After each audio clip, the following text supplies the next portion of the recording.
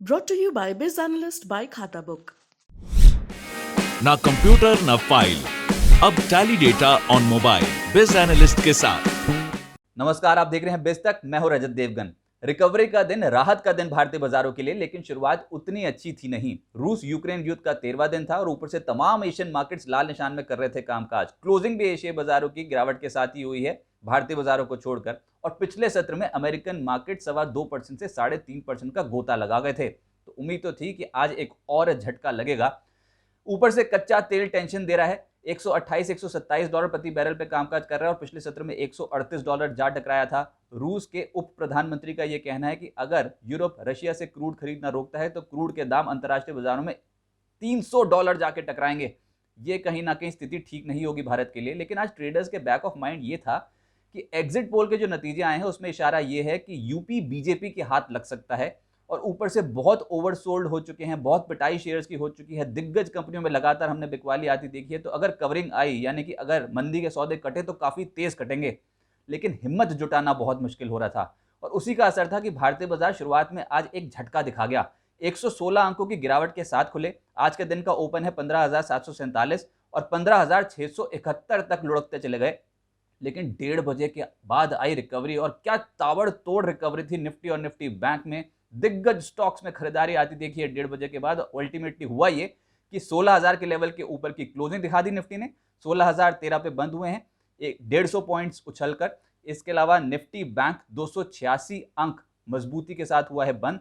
Sensex 581 अंक की बढ़त के साथ हुआ है बंद। लेकिन जो मैं रिकवरी कह रहा हूं और जो ठीक वीकली एक्सपायरी से पहले आई है, तो उसका साफ तौर पे असर देखिए। निफ्टी निचले स्तरों से 342 पॉइंट्स चढ़ा है। निफ्टी बैंक निचले स्तरों से 1003 पॉइंट्स का उछाल दिखा के गया है। तो ये थी रिकवरी, और ये 1:30 के बाद वन वे ट्रैक पे सौदे कटे हैं। वन वे ट्रैक पे रिकवरी आती देखी हमने मार्केट्स में। अच्छा, एक और खबर पे आपको अपडेट देना जरूरी है, वो कमोडिटी मार्केट से ही है। निकल की कीमतें आसमान छू रही हैं। पिछले 2 ट्रेडिंग सेशंस में एलएमई पर निकल 250% का उछाल दिखा के गया है। एलएमई यानी कि लंदन मेटल एक्सचेंज, निकल ने $1,00,000 प्रति टन का रिकॉर्ड स्तर छुआ है। लंदन मेटल एक्सचेंज ने निकल की ट्रेडिंग को सस्पेंड कर दिया है।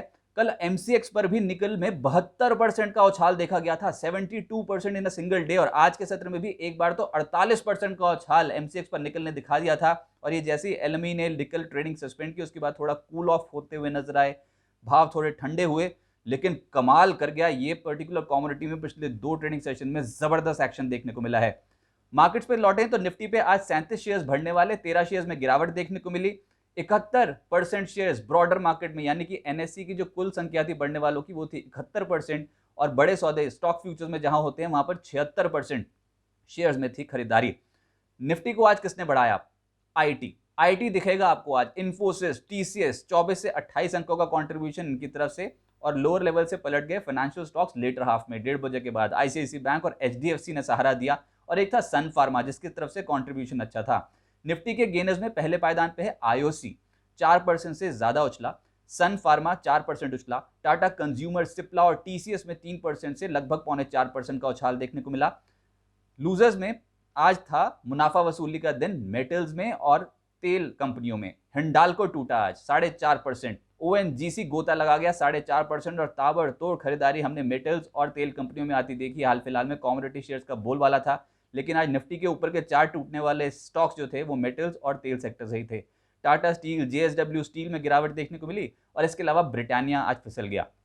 सेक्टर स्पेसिफिक पहले पायदान पे सिटी गैस डिस्ट्रीब्यूशन से जुड़ी कंपनियां, क्योंकि आईजीएल ने दिल्ली एनसीआर में सीएनजी के जो दाम है वो 50 पैसे से 1 रुपये प्रति किलो बढ़ा दिए। उसका असर देखिए आप। आईजीएल का शेयर 9.5% उछला। एमजीएल यहां पर लगभग 6% का उछाल देखने को मिला। गुजरात गैस 5.5% उछला। रियल्टी स्टॉक्स, कल के सत्र में सबसे ज्यादा पिटाई इसी इंडेक्स से जुड़ी हुई कंपनी की हुई थी, रियल्टी इंडेक्स से। आज जब पलटे तो ताबड़तोड़ पलटे। शोभा 8.5%, डीएलएफ 5% से ज्यादा का उछाल। लोअर लेवल से रिकवरी है ये।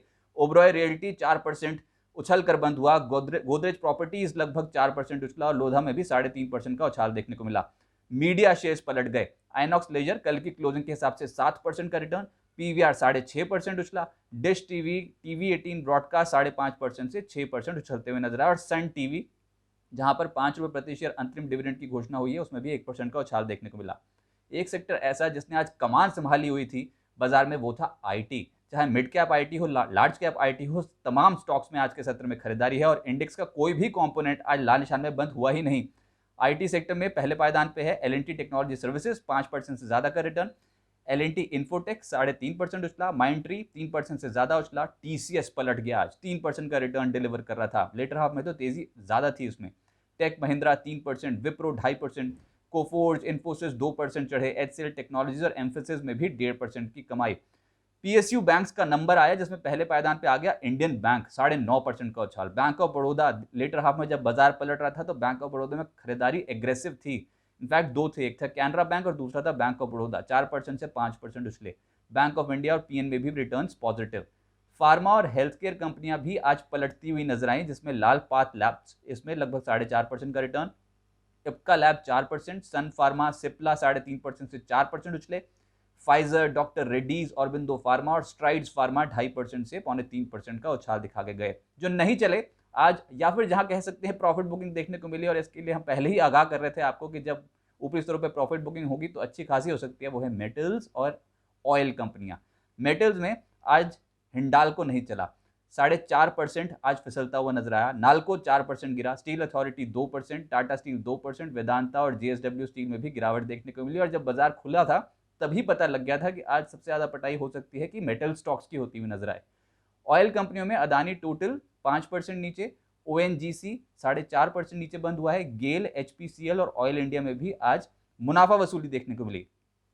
वायदा कारोबार के गेनर्स की संख्या आज बहुत ज्यादा है, लेकिन जो चुनिंदा कंपनियां जो टॉप लिस्ट में है उसमें है आईजीएल 9.5% का उछाल, एसबीआई कार्ड 7% उछला, MGL, PVR, City Union Bank 6% से ज्यादा आज के सत्र में तेज होते हुए नजर आए।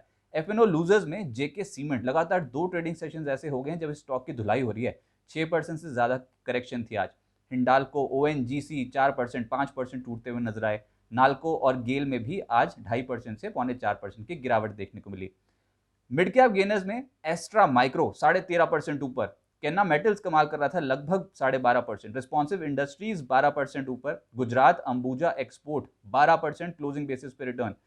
शुगर स्टॉक्स का दिन फिर से आया जिसमें द्वारिकेश शुगर 8% उछला है, जीएचसीएल लगभग 7.5%, वीआईपी इंडस्ट्रीज और लेमन ट्री जैसी जो कंपनियां हैं यहां पर 7.5% से लगभग 8.5% के आसपास का रिटर्न मिलता हुआ नजर आया। अब आगे क्या होगा? देखिए, आज रिकवरी का पहला संकेत मिला, लेकिन आउट ऑफ वुड्स हैं कि नहीं ये कहना मुश्किल है। ताबड़तोड़ बिकवाली हमने एफआईएस की ओर से आती देखी है पिछले कुछ दिनों में, और इतना तो वो खरीद नहीं रहे थे जितना वो एग्रेसिवली बेचकर चल रहे हैं पिछले कुछ महीनों में। तो कहना होगा कि यहाँ पर लोअर लेवल से पहला संकेत था 15,700, 15,800 बहुत इंपॉर्टेंट लेवल है निफ्टी के लिए अब, जहाँ से हम पलटे हैं। जब तक इसके नीचे जाके टिकते नहीं तब तक कहना मुश्किल कि यहाँ से बिकवाली अभी और देखने को मिल सकती है। लेकिन हाँ, कोई भी पॉजिटिव खबर, चाहे वो चुनाव को लेकर आ जाए या फिर अंतर्राष्ट्रीय फ्रंट पे रूस और यूक्रेन को लेकर आ जाए या फिर अमेरिकन मार्केट से आ जाए, तो वो बहुत डोमिनेट करेगी। इस समय न्यूज बेस्ड मार्केट से चल रही है। कमोडिटी थोड़ा कूल ऑफ होते हैं तो ऑब्वियसली इक्विटी मार्केट पे कुछ तेजी और एक्सपेक्ट की जा सकती है, लेकिन ये पहला आज तेजी का संकेत मिला। उम्मीद करते हैं ये टिकाऊ हो। अब 10 मार्च पे डिपेंड रहेंगे, 5 राज्यों के चुनाव के नतीजे आ जाएंगे और अभी तक तो बाजार ये पचाकर चल रहा है कि बीजेपी के हाथ लगेगा यूपी। अब देखते हैं कि अल्टीमेटली क्या फैसला करती है जनता। लेकिन अगले हफ्ते एक और बड़ा फैक्टर है कि यूएस फेड की बैठक है और ब्याज दरों को लेकर वो बहुत इंपॉर्टेंट फैसला करने जा रहे हैं। तो ये जो न्यूज़ फैक्टर्स होंगे यही अभी डोमिनेट करेंगे इंडियन मार्केट्स को भी। आज रिकवरी का दिन, कुछ राहत मिली, 16,000 के लेवल के ऊपर टिक गए, लेकिन अभी भी 16,200, 16,300 इंपॉर्टेंट रेजिस्टेंस लेवल और नीचे 15,700, 15,800 बहुत इंपॉर्टेंट सपोर्ट जोन्स अब इंडियन मार्केट्स के लिए।